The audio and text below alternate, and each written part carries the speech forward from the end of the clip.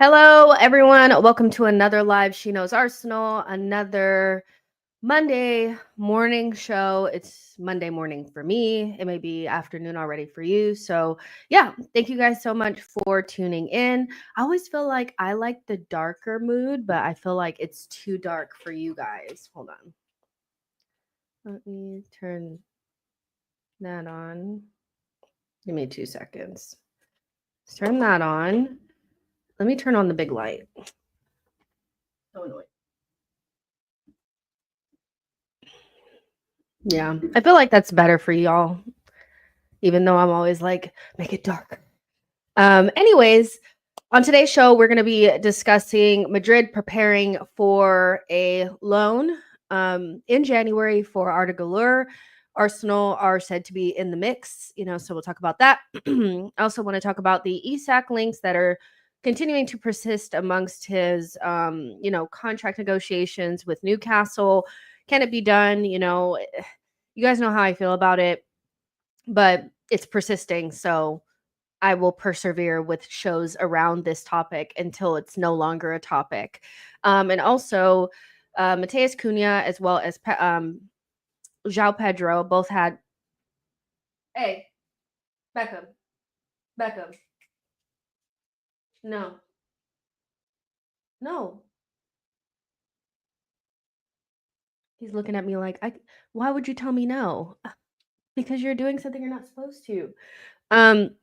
Mateus Cunha and João Pedro have come off of good weekends for them personally, good, where I think João Pedro had like a really good assist for Matoma's goal, and he's been playing well this season. And then Mateus Cunha scored, I think, a hat trick for Wolves this weekend. And so Arsenal fans have been, talking up these two names as players that we should be looking at to solve our forward problem. And so I wanted to get your guys' thoughts and feelings on it because these are not two names that were being spoken about a couple of months ago. These are very like fresh names of players that are not really in that bracket of like potentially like world-class number nine. So this is new to me. This is new to me that Arsenal fans are really interested in these two players. I do think João Pedro to me has had probably um, a more consistent kind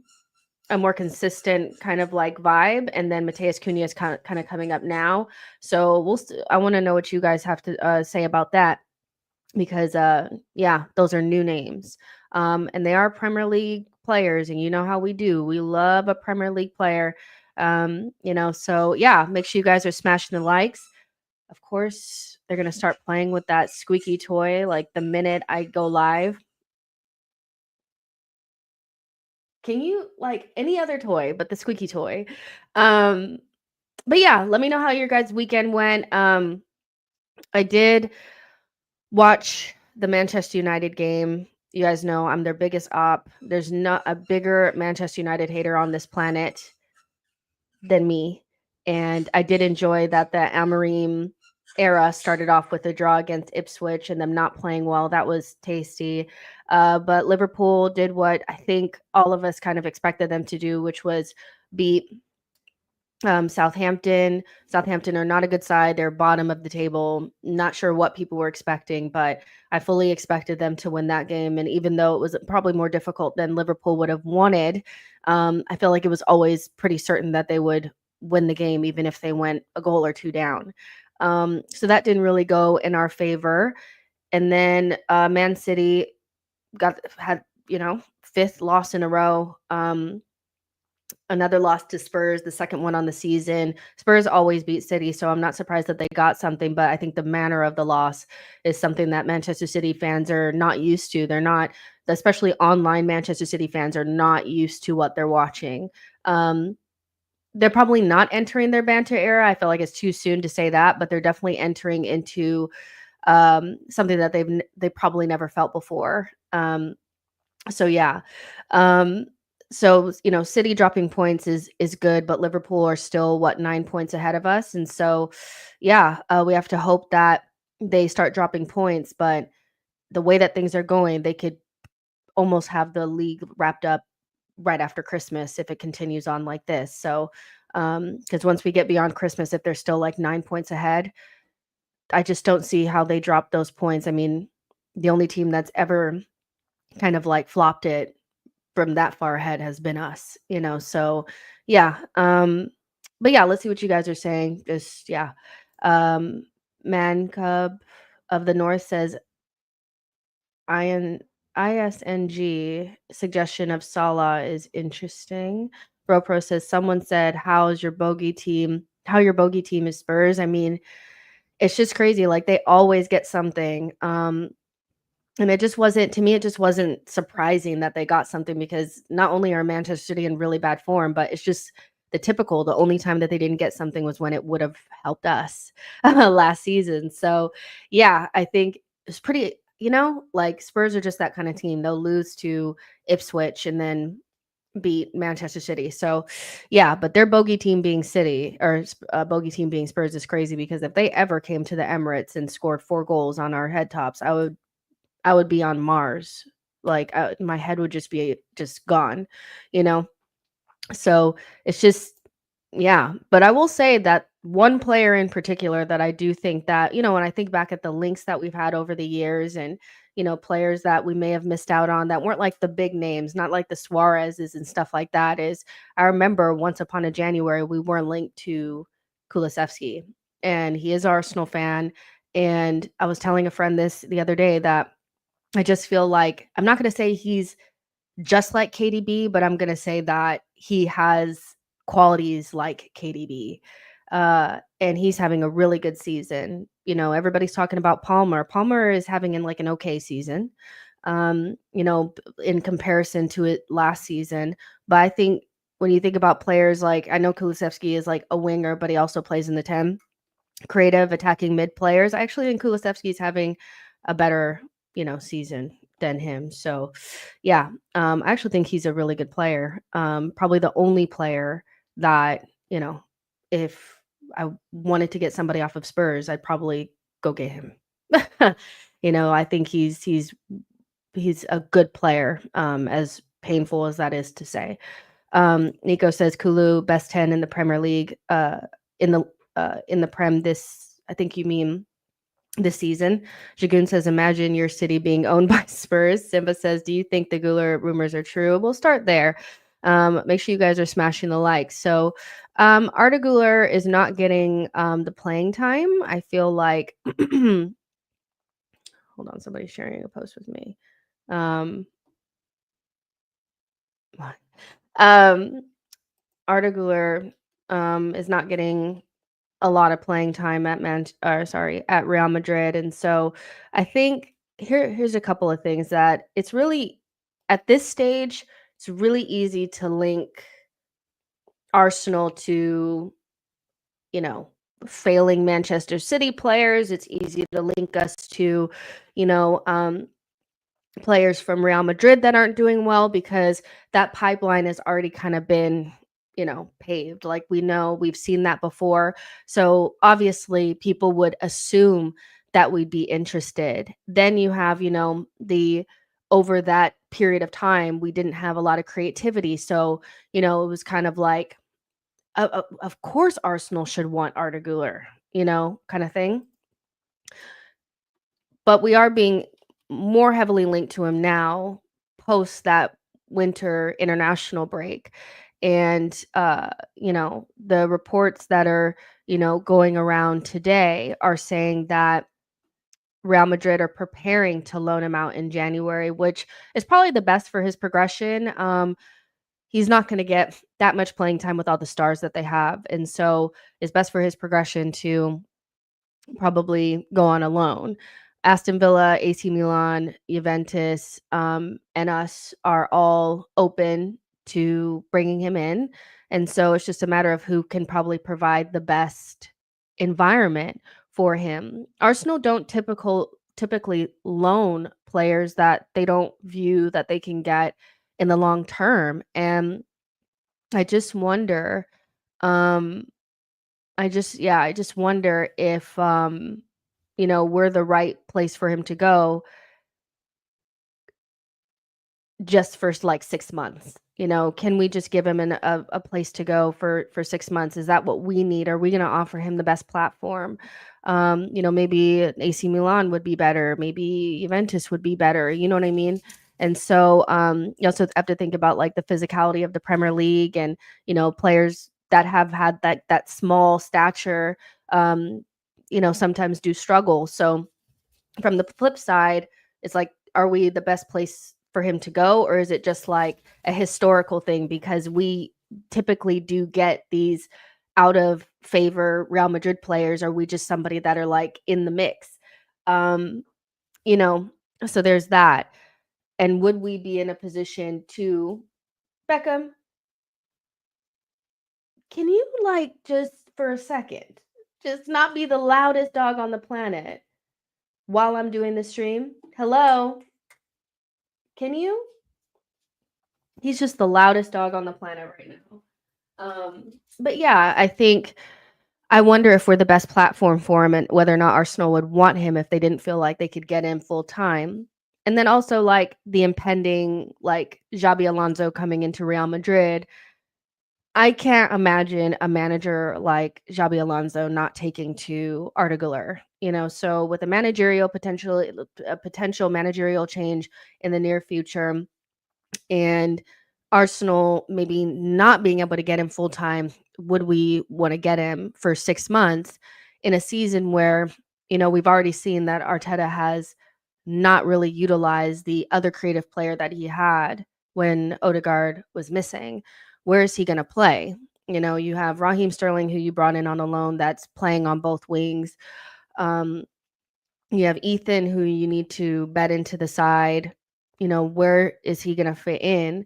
Left center mid is a place that he could probably fit in, but Arteta has consistently favored his more defensive minded players in that position, the off the ball player in left center mid. He would have to change, his system to get this guy in. And so I think maybe we would be interested, but, does it really make sense? I don't know, you know.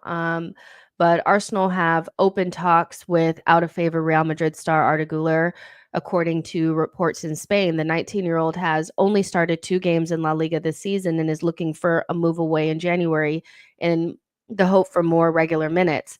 The Gunners are said to be keen on an initial loan before signing the midfielder permanently at a later date, a similar deal to the Odegaard deal. So yeah, it's an interesting one. I think um, I would love to bring in a player like this. I think that when you think about where we are and how without Odegaard, how we looked, I don't think that you can make an argument that we couldn't use more creativity in the side, or more attack-minded players in the side.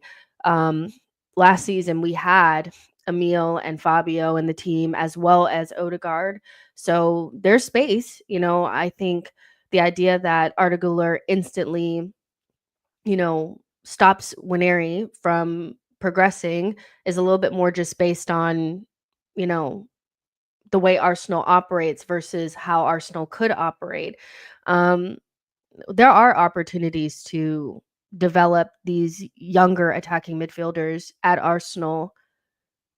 Like there's space. We were winning by 2 goals to 0, against Nottingham Forest. And I mean, you could have taken out Odegaard sooner, or, instead of that, instead of Marino staying the entire game, you could have put in a different player, So I do think that there's room for more creativity, more creative players. It's just whether or not Arteta would be able to figure out times to use him and Winery and trust them in moments where Arteta has lacked, that trust in players, right?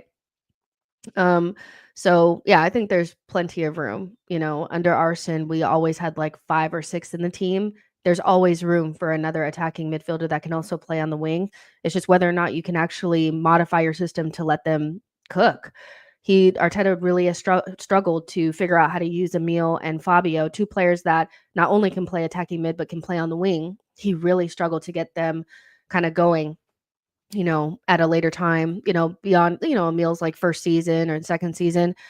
Arteta was like, no, you have to play the 8, So there's room. And it could work. Do I think this is the move that we'll make? I don't know. I don't know. So, but yeah, I really do like Arda Guler, and I think he's a special player and you know, special talent. You should be collecting like Pokemon. I think we are a little bit shy up front when it comes to collecting talent. And other teams don't think about, Liverpool are not going to be thinking about Harvey Elliott and Curtis Jones when they go out and get Ryan Shirky. They're not going to be thinking, well, how are we going to get Curtis Jones and Harvey Elliott the time that they need? They're not. They're not. They're just gonna bring Shirky in, and it's just gonna work out, because there's plenty of minutes to go around.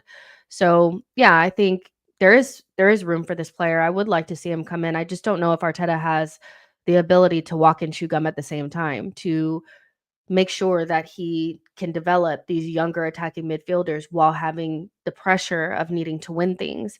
Um, so yeah, Shamaria says if we had addressed the striker left wing position in the summer, then maybe but we've got other priorities, and there's also that. Like, if we have one player that we could potentially bring in January, should it be an attacking midfielder or should it be somebody that scores goals, or somebody that is going to play in that front line, you know? Boy says Liverpool already thought of Jones and Sundry in the summer. That's why they signed just about no one. Foxy says Guler just started yesterday and played most of the match getting an assist. Makes no sense for him to leave now that he's taken advantage of his opportunity. Listen, I think that makes sense on paper, but getting one start isn't probably not enough for him.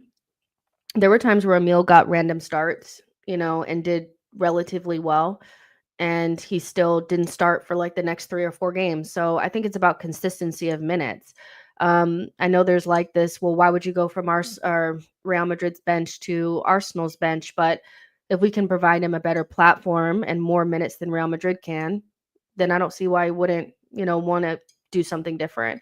But yeah, one start after only 2 starts, they may just be trying to appease him, but, they could go another 2 or 3 months without starting that guy, and they've been in, like, injury crises 10 times over and haven't used him, so, yeah. Don says, "Guler don't start for us, we need starters."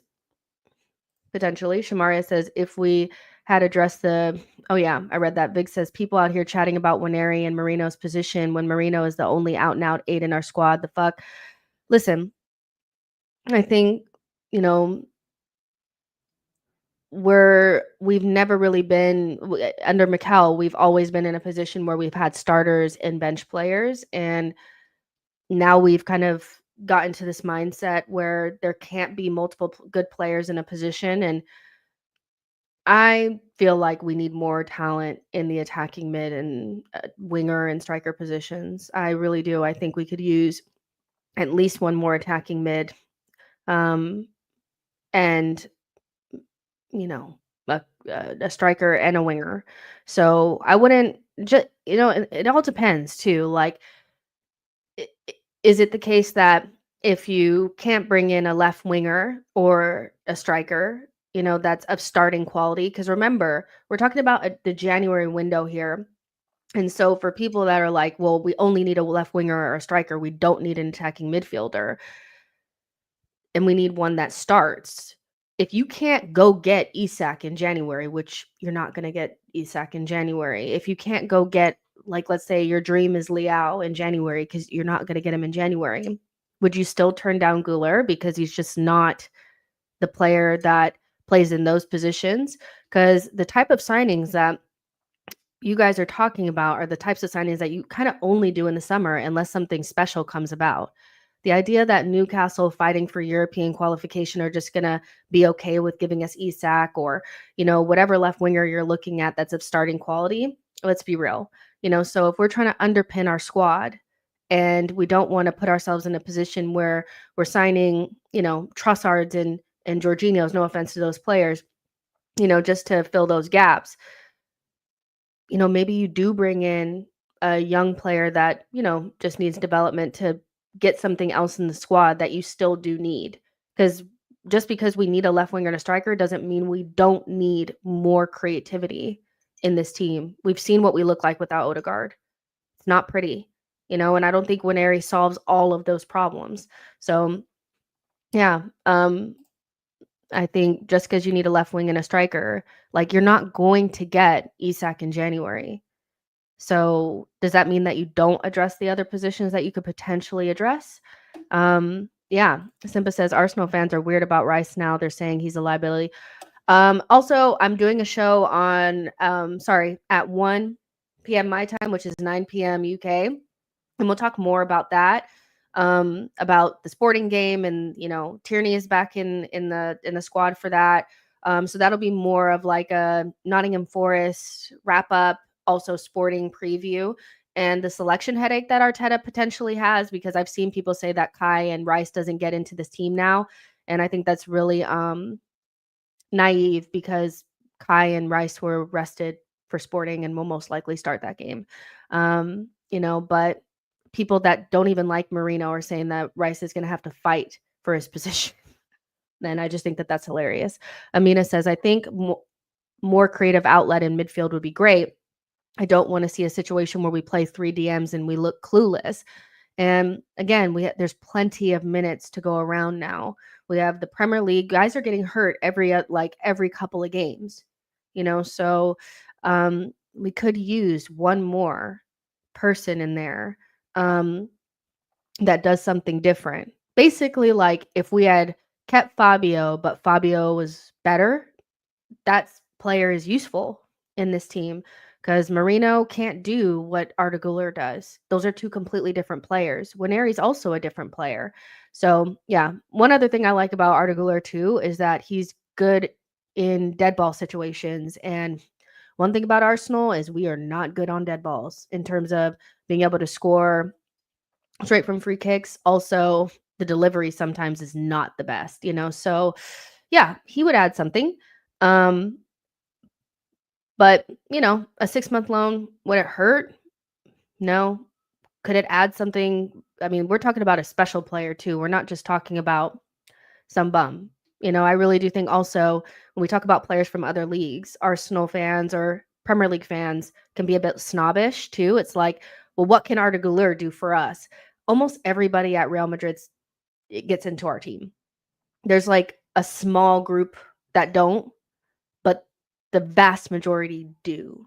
So let's not, pretend that, like what can a Real Madrid wonder kid do for us? Like, come on, let's be serious.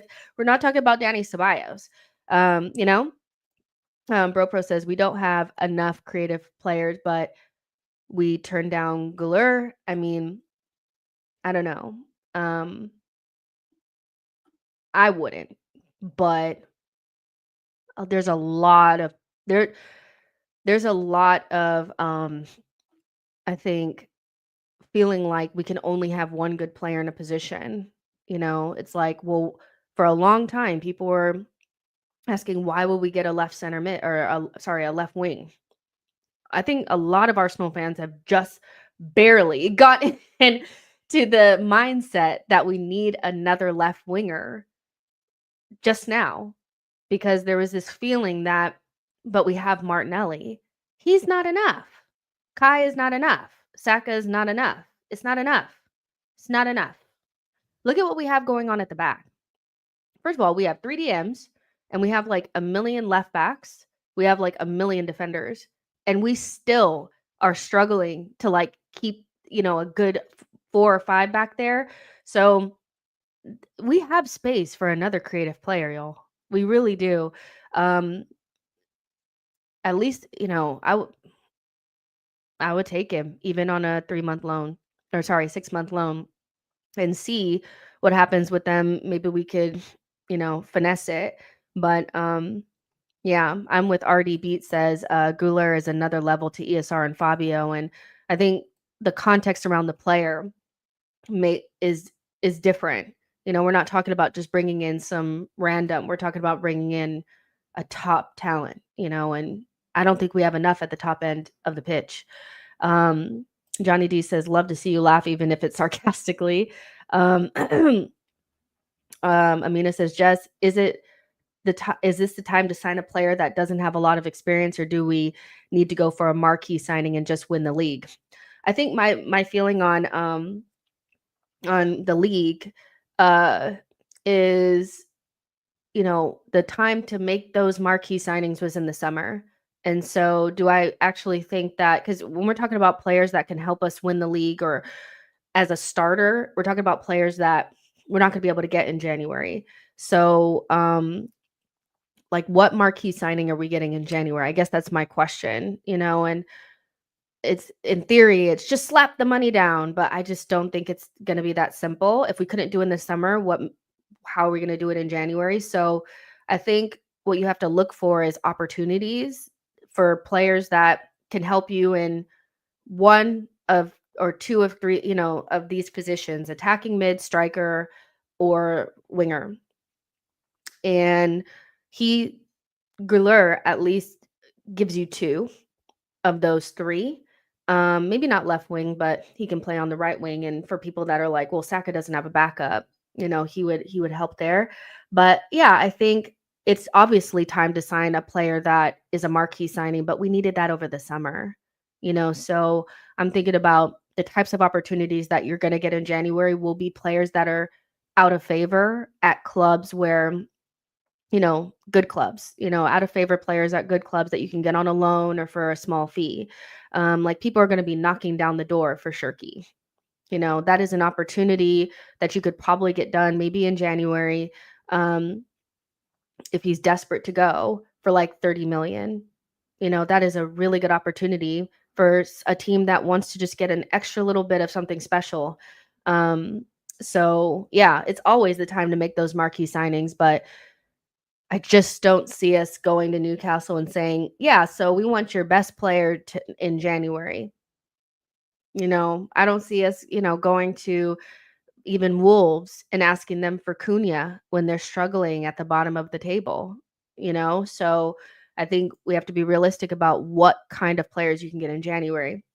We tried to get Caicedo and Mudryk in January. We couldn't do that in a couple of seasons back.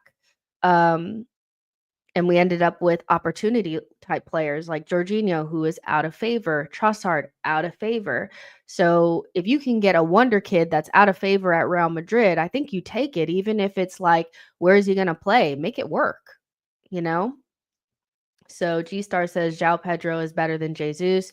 Abba was Jan can be done. Also, you have to remember the context around Aubameyang in January at Dortmund. He had fallen out with the club. So he was somebody that they were okay with losing. Is Isak out of favor at Newcastle? No, he's not. So again, it's out of favor players in January is what you're going to get.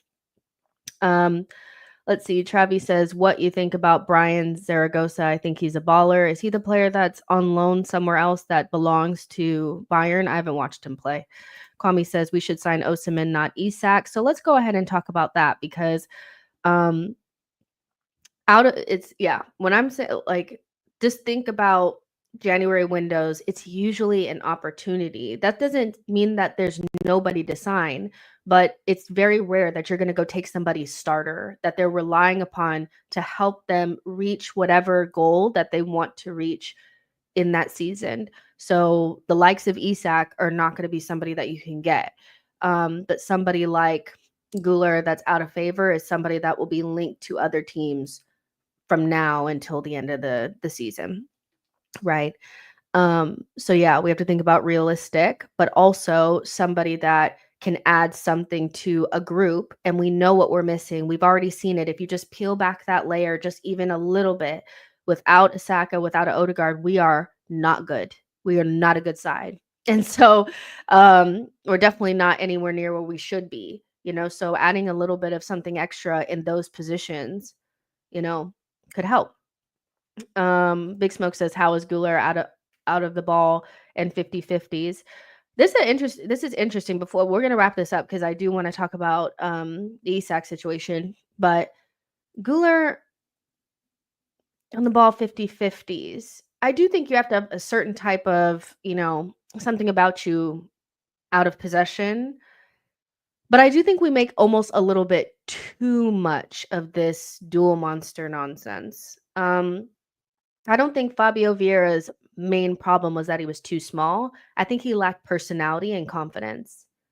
I think that that's more important than how big you are. I think you can get knocked off of the ball if you're a smaller player, but we've seen small players in the Premier League perform well once they get used to the speed and all of that. But it's more about your personality, I think, than anything.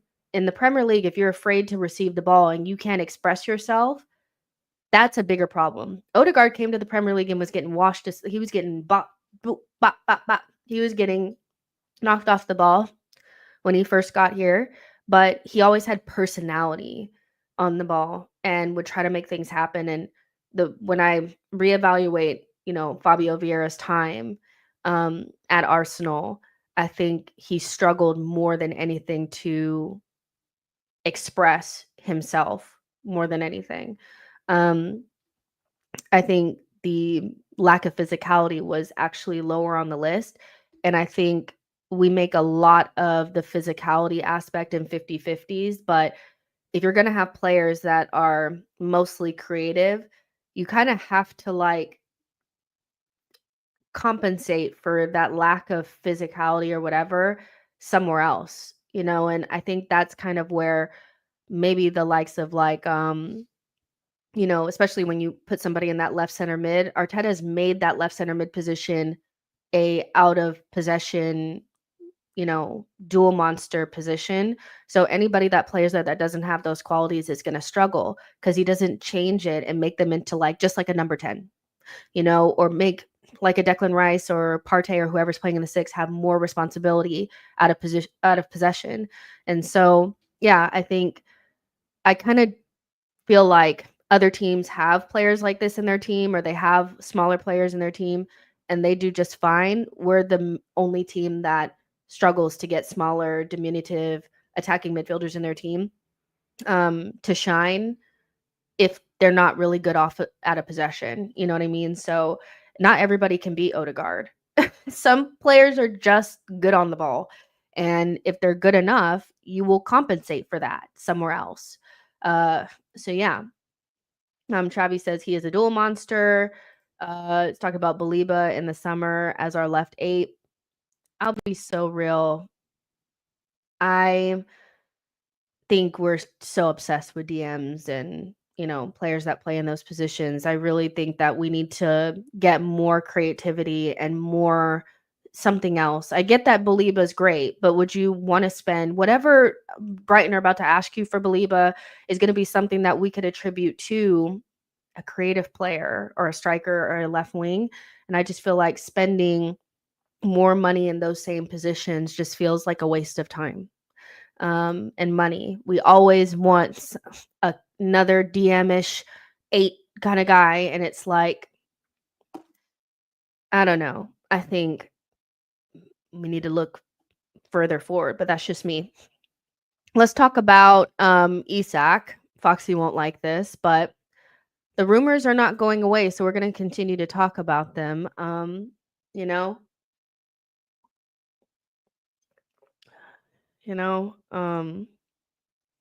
it's not really our fault that we're being linked to him, is it? Isak still being linked to Arsenal. Arsenal are still interested. Contract situation is probably pushing that a little bit more, because again, what they're basically like Newcastle not making top 4 is probably going to be the straw that breaks the camel's back. And I feel like that makes sense. I think like at 25 years old, you want to play in the Champions League if you're somebody like Isak. And, he came to Newcastle for the project. But I think, at a certain stage, even like if you explain this from like even a Saliba standpoint, which as an Arsenal fan, I understand this. If you're a certain type of player at a certain level, you're going to want to you're going to want to go to the next level at some stage, and at 25, you're getting into those years where it's like, it's a short career. And so if you have an opportunity to go to a team that is playing in Champions League and the current team that you're in can't guarantee that for you, then you might look to go somewhere else, So I feel like that makes sense. Arsenal are monitoring Isak's situation. He's on the list for the London club amongst other strikers. The 25-year-old striker is on the list. Much depends on who succeeds Edu. Which all of this could change really quickly if we get a sporting director that likes somebody different or, can identify a different talent, So I think that's pretty cool. Because for me, I think that the sporting director is super important. And if we get a really good sporting director and they say, listen, um, this guy could be another Isak, but you'll spend half the money, I would take that, But it's also like Chelsea have joined Arsenal in the race for Newcastle striker. Chelsea are going to be interested in anybody that's potentially on the market. His market value is 75 million euros, but we know that Newcastle are going to ask for a shit ton more. I think if he goes to anyone in the Prem, if it's not us, that would be interesting because I do feel like a lot of Arsenal fans would lose their shit, but it all depends on who we get, you know? They're saying it's gonna be 115 million. That's what the number mooted, and that Arsenal are not afraid of the number. If we're looking at him for 115 million, we're not getting anything else, So, have to keep that in mind. Um But yeah, if that's what we do, that's what we do. Probably that's closer to the summer. His contract talks are probably also making this um something, you know. It's also making it a thing.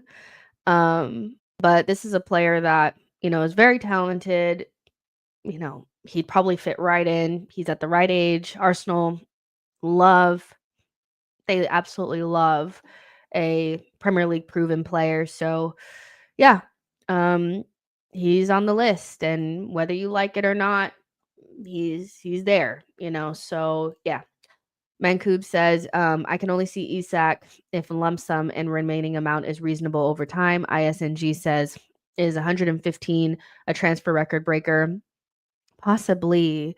We aren't spending that money on one player. The club mustn't pretend. The YouTube user says 100 million in the Prem and 80 million outside of the Prem. Travis says, I would want Boniface, but I know a lot of people not going to like that idea. I don't like the idea of getting somebody that's had 2 ACLs already. I think that's my main concern with him. So yeah, Chris Fraser says paying 115 million for Isak is a madness. I can't see it. Yeah, I mean, Arsenal would have to be I would be so surprised as well. Like, I would be surprised because where are we gonna get the money from? Ah! Like, we don't we're not particularly great at selling. The From what I saw the other day, I don't know 100%, like, verbatim what it said, but, like, the headline, I think Charles Watts talked about it, was the loans that clubs use to bring in players, the rules around that has changed. And if you know Arsenal, we use a lot of loans.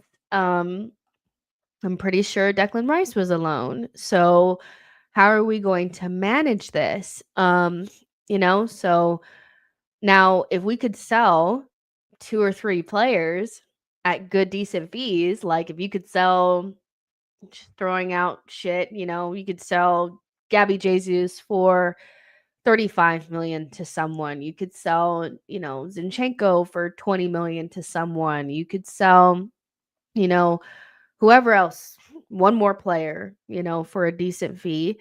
Then you're recouping quite a bit of that, but the fee is going to be hard. And, if Chelsea are in the mix as well, if they have to sell to the Prem, they probably want to push him towards Chelsea because Chelsea will pay over the odds. They will also pay in better terms. Arsenal really like to split it up. They'll give them better terms. And they're also on the right side of the group. Chelsea are on the side with Manchester City and Newcastle with the rules and, wanting to do whatever nonsense they like to do, and Arsenal are on the other side. So, yeah, there's some things going against us, but also it's up to the player. And if like with Manchester City, Arsenal, and West Ham, if Isak wants to go to Arsenal, they can't push him to Chelsea. So, yeah, very, very, very interesting times ahead. Arsenal need a striker and they need one bad. Do we need 115 million Isak?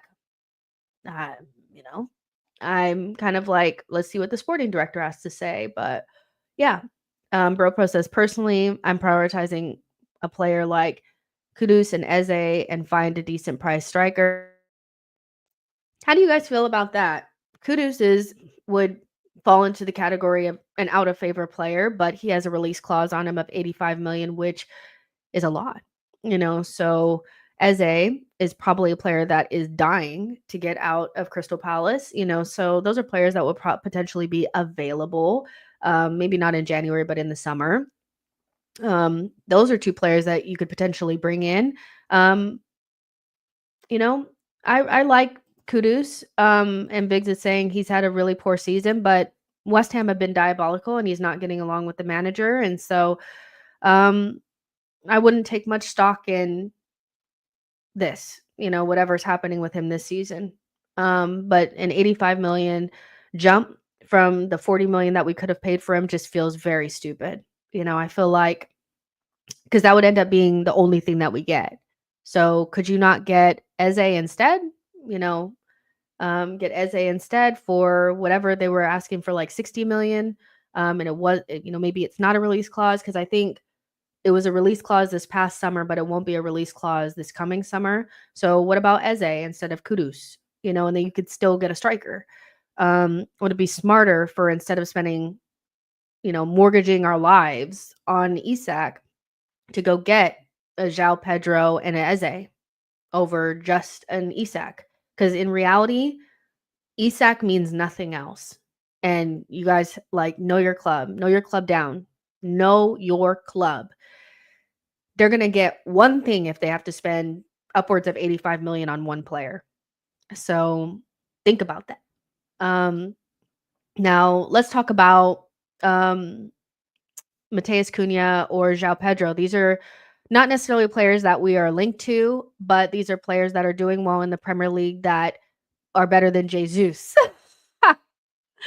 Listen, I will never not take a little dig at Gabriel Jesus. He has 0 goals and 0 assists in the Premier League so far. He hasn't played a ton of minutes, but he played all 90 or almost all 90 against or maybe he did. Did he play all 90 against uh Nottingham Forest and couldn't muster it, couldn't get it. I think also didn't score against Bolton or one of them teams that we played in that Karabuki. So it's time to move on from him. It's interesting because a lot of people were, see, the football comes back once you get Gabby Jesus in there and you take Kai and Rice out. But what you also lose is goal scorer, as not good of a goal scorer that Kai can be at times. The fact that he's better than Gabby Jesus speaks volumes, so football, more aesthetically pleasing, but we did play with our food in that first half. We did kind of, that was saying a lot of foreplay and no penetration in that first half. And, that's kind of the football that we play. It's like you either get more effective football, with Kai at times, he could just get the odd, header goal or whatever, or you get foreplay from Jesus, pick your, neither one is good enough. But, I do think regardless of what Jesus did, he still drops out for Kai. João Pedro has 4 goals and 2 assists so far this season in 6 matches, and Mateus Cuhna has 7 goals and 3 assists in 12 matches. So Cuhna has played all of the matches for Wolves, and João Pedro has played about half of those. So keep that in mind. Half. And I don't even know if these are all starts either. These are just appearances. Um, you know, How much would these players cost? I don't think they would cost as much as Isak, but, with João Pedro, you're dealing with Brighton. So you have to assume you're gonna pay at least 60 million, right? Um, but that's significantly less than what you'd be paying for Isak. Um, let's see. I'm just looking up Jesus for a second. João Pedro's assist for Matoma's goal is the kind of stuff that people say that Gabriel Jesus gives us, but I haven't seen it in a while. That creativity. He also scores goals. He scored a good goal against us. Um, he's a good player. Is he gonna lift up the level a lot? I don't know. You guys tell me what you think the level of these two players are, João Pedro and Mateus Cunha, because when we're talking about this is where the sporting director is so important because I think sometimes you want to buy the player before they become the player. And so think about the year before Isak came to the Premier League. Nobody really thought he was going to be potentially world class and somebody that would take us to the next level and all that kind of stuff. It was very much he only scored 4 goals in La Liga kind of thing for him to be the player that he is now, where people are gagging for him now. So I think sometimes we can't see it because we're not sporting directors. We can't see what the talent could potentially be. We don't have the ability to look beyond our own nose, right? Um, but maybe a good sporting director would be able to look at these two players, João Pedro at 23 years old and Mateus Cunha at 25, and say, if they took the step up to Arsenal, what would the level be? Um, and they're playing on lesser teams. I would say João Pedro is playing on a much better side. His best season was last season, and he scored 9 goals and 3 assists, and I think quite a bit of those were penalties, but, Mateus Cunha is the striker at Wolves, and so far this season, he's playing really, really well, so 10 goal involvements in 12 matches is right up there with the best of the best, so, um, I'd say all this to say I think it's really, really important for the sporting director to be able to identify talent that could go to the next level at Arsenal that doesn't necessarily look like the finished article just yet, um, or can envisage them in our environment and our environment giving them that additional 5-10%, because I do think we're gonna have to look away from the Isaks because paying 115 million when you know that you need probably 3 or 4 players this summer makes no sense to me financially, So, yeah, Travis says Cunha is a baller. Cunha is someone I like. He will have a good number of assists as well. And this is also for the people that, feel like Arsenal cannot just have a traditional number 9. I think because of, you look at Gabby Jesus, and what I will say is in that first half, what he did give us was that additional almost like an additional attacking midfielder where he was getting into those triangles with Trossard, getting into those triangles with Saka and Odegaard, and creating those overloads to unlock people for the shot. And some strikers can't do that. Some strikers don't have the ability to get into those small positions, and so maybe Arsenal. That's why a lot of Arsenal fans do like Isak because he's a technical player that also scores goals, and so if you are in that camp where you're like, I don't want a traditional number 9. I don't want a Jokeris. I don't want somebody that's just going to score goals. I want somebody that's going to do the other stuff too. These two players probably fall more in that category. Give me 1 second. I need to get a tissue.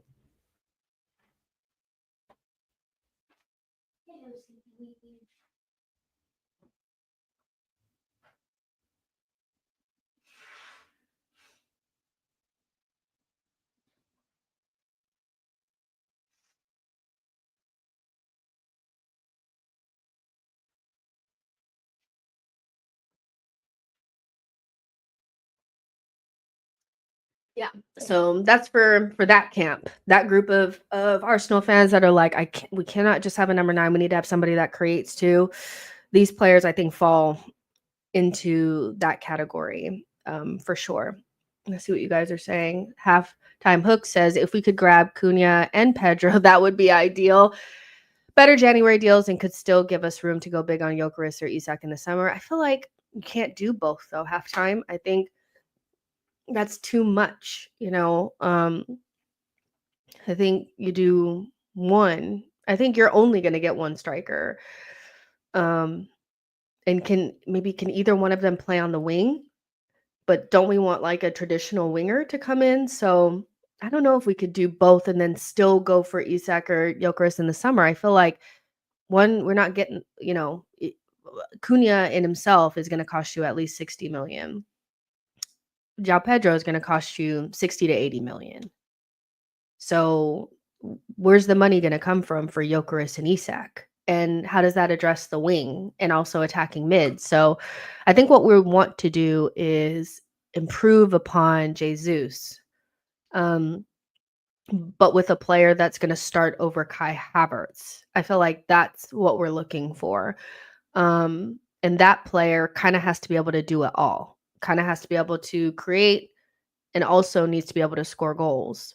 And somebody also that's not so expensive that we can't address left wing, and somebody that's not too expensive where we can't get anything else.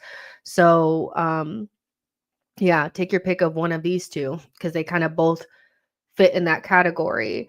It's just a matter of which one's actually better. Get Kudus, Cuhna, and Sesko somehow. GAs will improve drastically. I don't think you can get both Cuhna and Sesko and also get Kudus. I think we're being a little like let's bring it down just a little bit. You have to think about if you get Kudus for 85 million release clause, that's your whole budget. That's it. If you have to do the release clause, you have to pay it all up front. So that already makes it impossible for you to get Cuhna and Sesko, let alone just one of those. So let's think a little bit closer to what realistically is going to be our budget. Right. Idealistically, we'd like to get all of those things, but Kai is going to still play a significant role at Arsenal. He will, in the best case scenario, end up being our backup striker. So you're just replacing Jesus.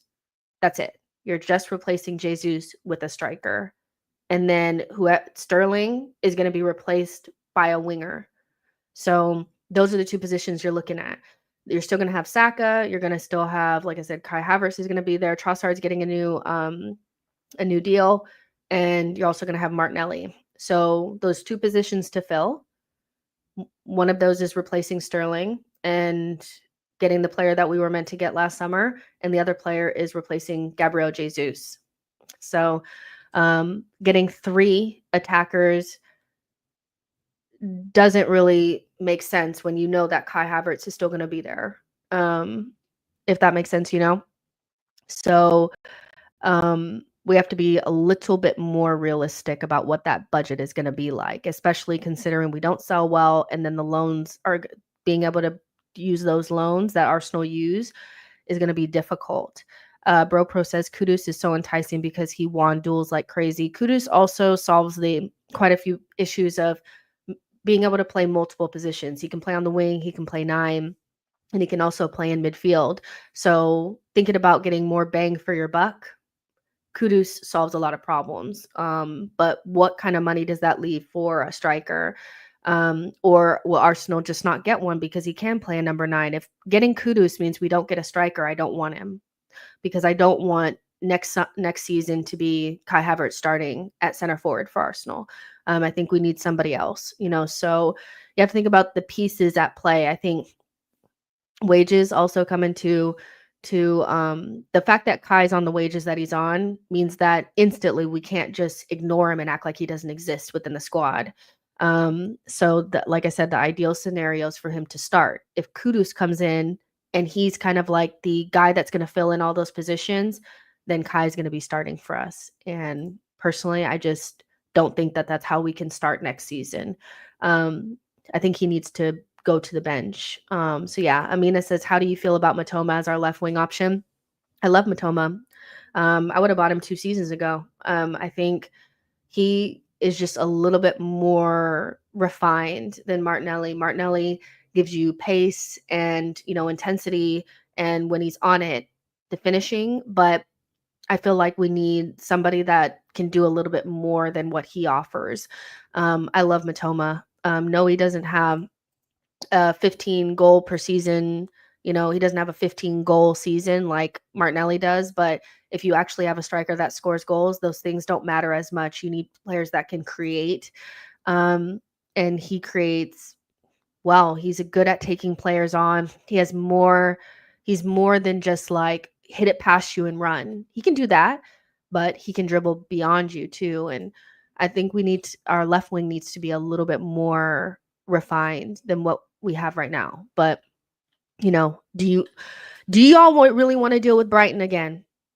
Because one thing about Brighton is they're never in a difficult situation where they need to sell, and their better players cost a shit ton, so you're talking about like a Matoma, that's at least 60 million. João Pedro, that's 60 to 80 million right there.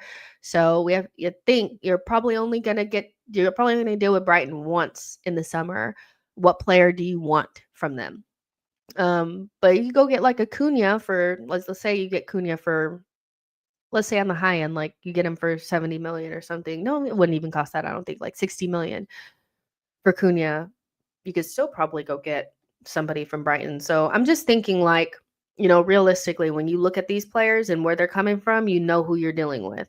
At West Ham, you're not getting less than the release clause for Kudus. So you have to think about those things too. But yeah, I love Matoma down. I think he's great.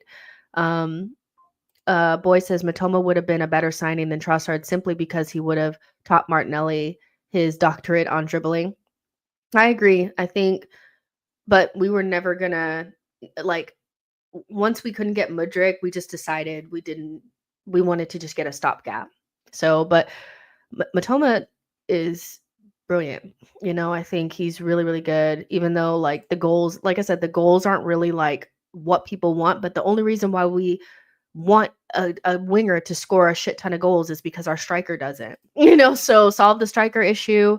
But if we want that everybody shares too, like maybe, a Matoma would be good with a Cuhna because Cuhna gets a lot of assists, so yeah, it's interesting. There's other options out there, but the most important thing is for the sporting director to come in and be able to identify players that are good where they're at, or players that can go up 5-10% at Arsenal, be able to identify the right types of players that, give us what we're looking for, that don't necessarily cost an arm and a leg. Because if y'all think we're going into that summer window and getting Isak and Kudus, y'all, I don't know what you're thinking. Usopp says, how's everybody today? I'm good. I hope you're doing well. ISNG says, Mbomo is a right-hand side Trossard. You guys know I love Mbomo down. Mbomo is probably my favorite mid-table baller. But we need somebody on the right side so much less than we need somebody on the left. We need a starter on the left. This is my opinion. So, you may think completely different, but I think we need a starter on the left. And we need somebody that can, fill in for Odegaard and Saka on the right. Or fill in. I feel like that player, whoever's Saka's backup, has to be able to play multiple positions, because as much as people don't want to hear this, Saka and Odegaard are nailed on starters at Arsenal, and as long as they're fit, they're going to play 90% of the game. So who plays in those positions, the person that also plays in those positions has to be able to play more than just one. They have to be able to cover multiple positions and potentially offer something different than what Saka would offer you. So bringing in somebody like Mbomo that mostly would cover right wing.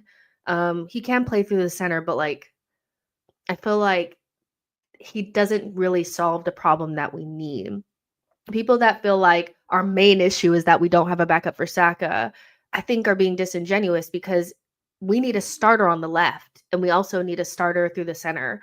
So you fix those two first before you fix the person that's going to come in for the odd game again, for Saka. You know what I mean? So Mbomo doesn't really solve our problems. I think Arsenal like Mbomo, but does he solve that left-handed side? No. Is he the kind of striker that you want? No. Like, we need more than that. But I love, love, love, love, love, love Mbomo. He is such a good mid-table baller. But yeah, he doesn't solve any of our problems really to me. BroPro says, this Cuhna hype man, tell me this guy is not more than a transition guy. I mean, anytime that a player that we're linked to is good on transition, we're instantly like, but we don't play like that. One of the main reasons why we don't play on transition is because we build up too slow and we don't take advantage of opportunities when we do get to transition. Most of the players that we're linked to are good on transition. They're better than what we do, So I think people that are, it's like, well, this player is good on transition. What player are we linked to that doesn't play on transition more than we do? We're one of the only teams that get locked up by a mid block because that's how you stop Arsenal.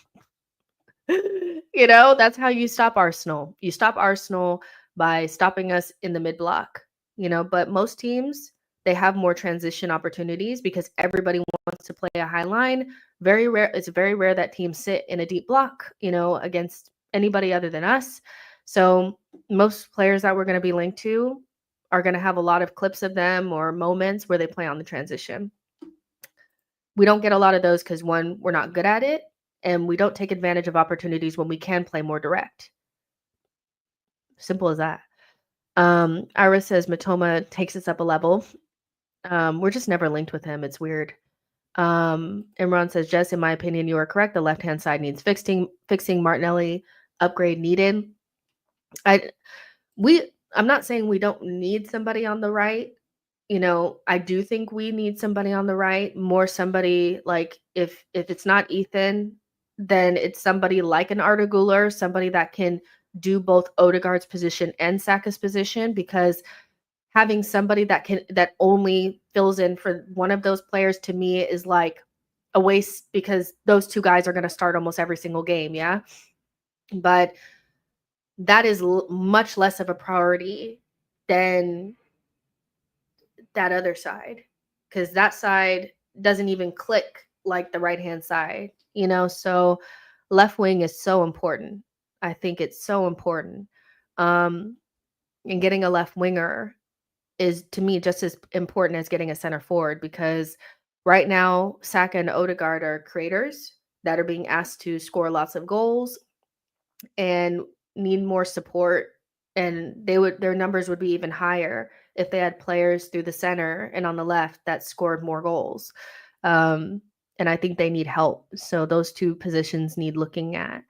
Boy says the time to sell Martinelli was the summer of 2023. We're going to be behind if we fuck the next summer.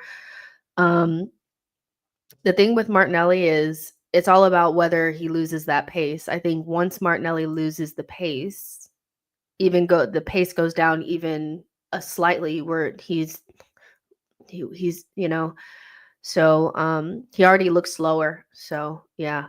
Travi says we need transition players that can beat the man 1v1, transition play, clear cut chances. I agree. I think one of the reasons why we don't have more transition moments is because we don't know how to play on the counterattack, and we don't know how to take advantage of those moments. We're not direct. So we have to build up with a million passes. But on the odd time that we do get the transition right, you just always think, why don't we do this more? And that's because guys get the ball and they take too long on it. We don't have players that can hit those long balls into the channels. We don't have players that can run onto balls into the channels.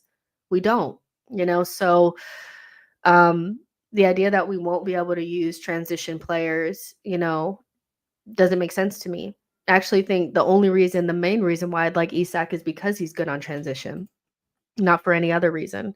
But that's just me. When you have Trossard, I love Trossard down, but he is an enemy of a transition, boy. If he's not the guy receiving that final ball, it's done, So even like we were on transition against Nottingham Forest, and we had a really good opportunity. They fucked it and they gave us the ball. And Trossard gets it. And instead of just passing it to the open player, he tries to pass it to Jesus when he's marked. And it was just like, we're just not good in moments where it's like 3 of them and 4 of us, or 4 of us and 3 of them. We're not good at those moments. So, yeah. BroPro says, "Okay, fine. If we want Cuhna, we better have bad boy wingers."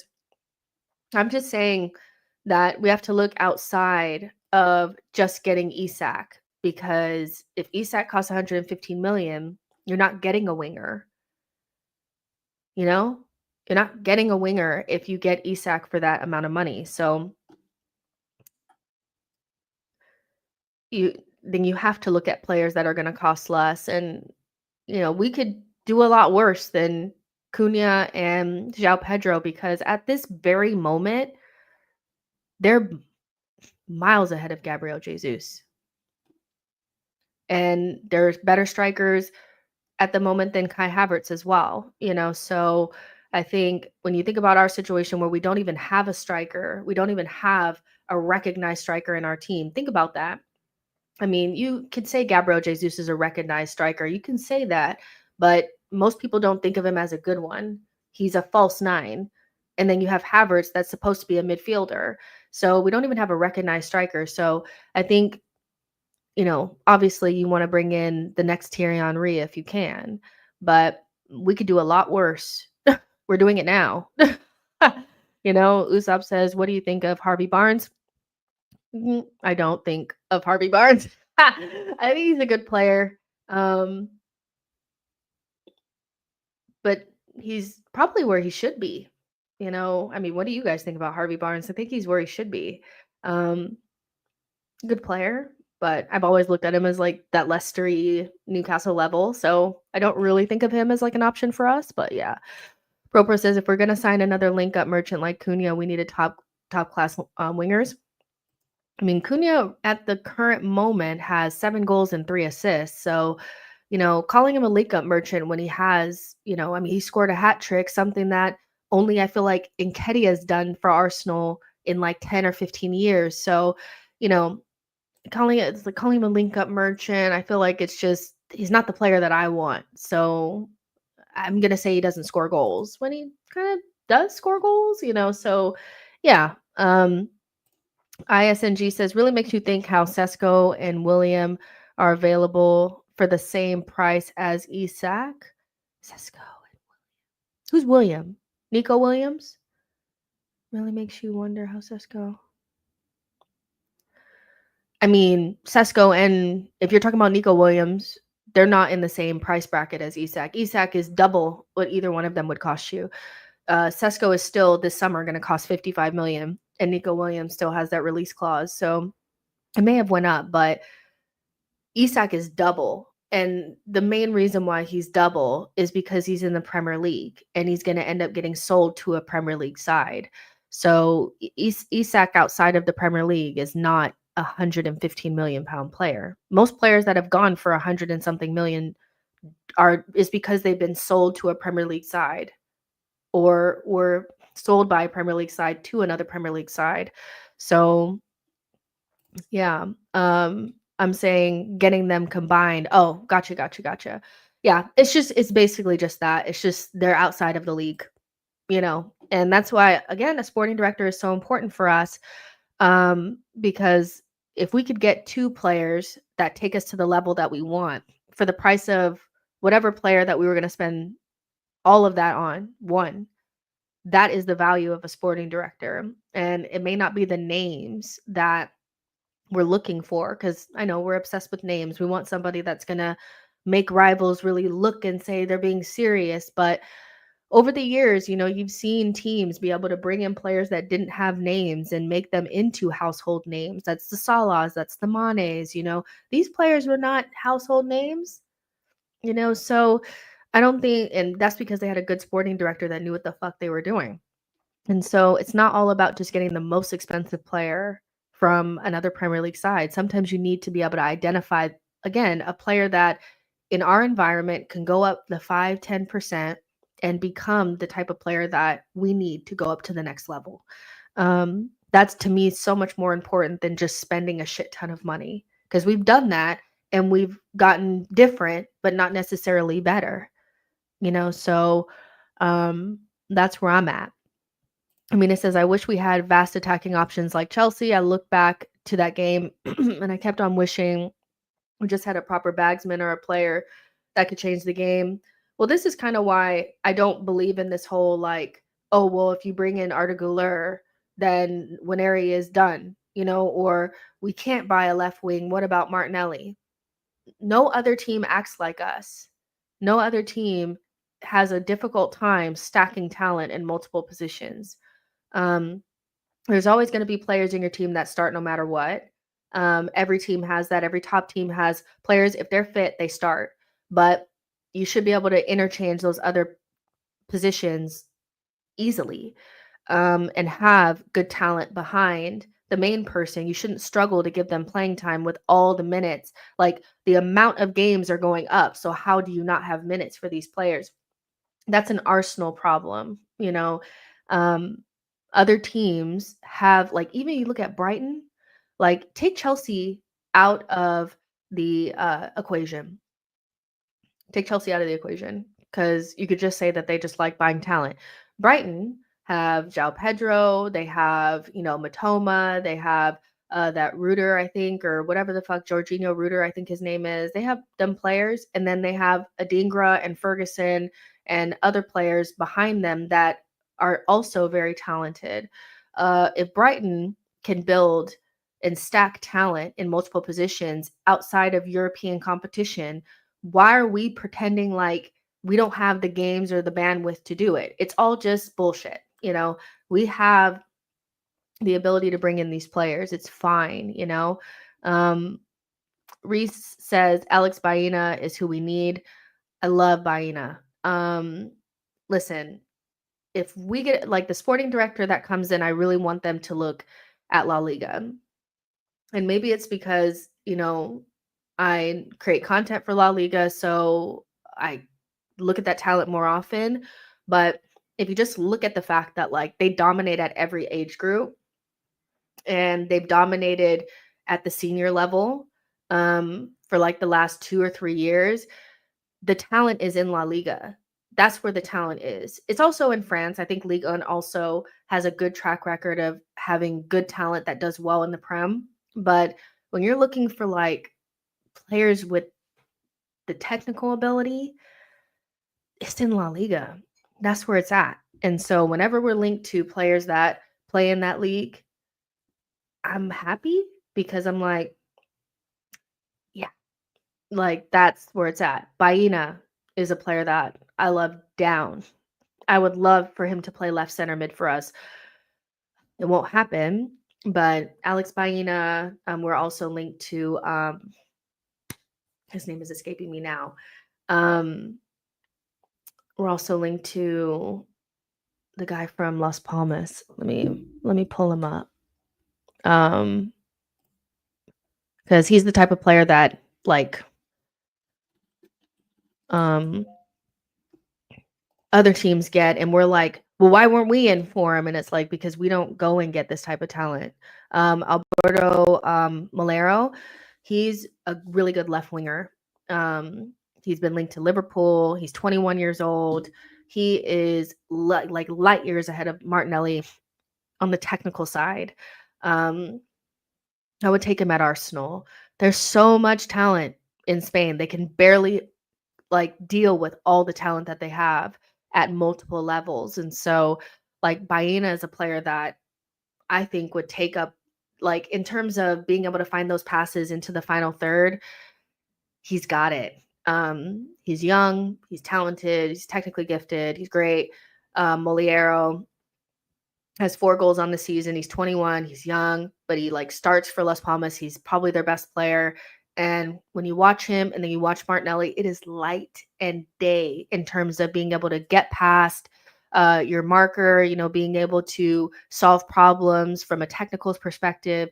He doesn't have to rely on pace, but he has a little burst on him too. I like him. I like him too. But, they're not fancy. They're not the fancy choice. That's why you need a good sporting director so they can look at these players and decide whether or not they're good enough to take us to the next level. Anton Dunn says we need to recruit a mixture of level raisers as well as exciting young players that will excite fans. ISNG says Boadi is the next big thing out of France. Foxy says talents are in La Liga, but you have to pay money. Alberto Molero is good. So yeah, I mean, but I'd rather pay La Liga prices than Premier League prices, because Premier League prices are still like 2 times the amount that you would pay. Like if you wanted Alberto Molero right now, even if they gave us Premier League tax, you would probably pay 30 million for him. Maybe. You know, Maina, you'd probably have to pay 60 million, but I'd rather do that than spend some nonsense on a player that I know is not that guy, you know? So there's a lot of talent out there. Like Foxy is saying, South America also and Ecuador have the talent. That's what the sporting director is for. And I know I beat it I keep hammering it, but I'm telling you right now that we're not even scratching the surface in terms of the talent that we should be able to recruit. Boy says, why focus on just La Liga? Not just focusing on La Liga, but making it a focus. Like I said, Ligue 1 is the type of place that I would say you want to get your DMs and your like defenders from. I think that's where you get those types of players. I think when you're looking further forward, especially in like the attacking midfield in general, La Liga is probably where I'd want those players to come from, because I think the technical level is just, and the footballing IQ is just light and day. You can find good at like attacking, especially winger talent, in Ligue 1, too. So I'm not saying just on La Liga, but I'm saying it should be a focus. Personally, I think it should. I think we should limit our, in the Premier League influence that's on our club. And I only think the reason why we focus on the Premier League is because we don't trust our scouting network, and we don't trust, that whoever we're getting, it's going to translate. I don't think they trust it enough. So they want to make sure that the player does well in the Premier League. I want somebody that can identify the talent and get it right before it comes to the Premier League. Osmond says Ligue 1 rise up. Any players from Lyon they need to sell. I said Shirky. They have other players too, but obviously Shirky. But at the same time, Shirky's being linked to Liverpool, and I feel like they'll get him. They'll get Mamouche too. Those are good signings for them. ISNG says the most expensive Spanish sale, ignoring Neymar and Ronaldo, is 60 million. Premier League starts at 60 million exactly. So, yeah, I would look at either one of those leagues as the leagues that you want to look for young, up and coming type of talent, and not have to spend 65 million on a player that you should be spending probably 30 or 40 million on, at the most. So yeah, whatever sporting director we get is going to really, this is why I don't really want the Leverkusen Rolf. He's good, but I would prefer Olabe or Luis Campos, because they both have like worked in the leagues that I want the talent to come from. So it's a personal thing for me. But yeah. I also, like I said, I'm gonna do a show in probably an hour and a half. That's gonna be more about sporting and just kind of recapping what happened against Forest. So if you guys want to come back in like an hour and a half, and we can do more of like a preview, in that show, it's going to be more, the selection headache that Mikel has for sporting, because like I said, a lot of people feel like because we played so well against Forest that Kai or Rice should not come back in. So we'll talk about that. We'll also talk about Kieran Tierney coming back, because of course, as Arsenal fans, we love a Disney story, and there's a lot of Arsenal fans that feel like we should reintegrate Tierney back in. He's made the squad for Sporting, so we'll kind of touch on that. And Odegaard and Nwaneri, it's not Odegaard or Nwaneri, it's both. So come back in an hour and a half for that show. I couldn't get it all in this one show because it's just too much.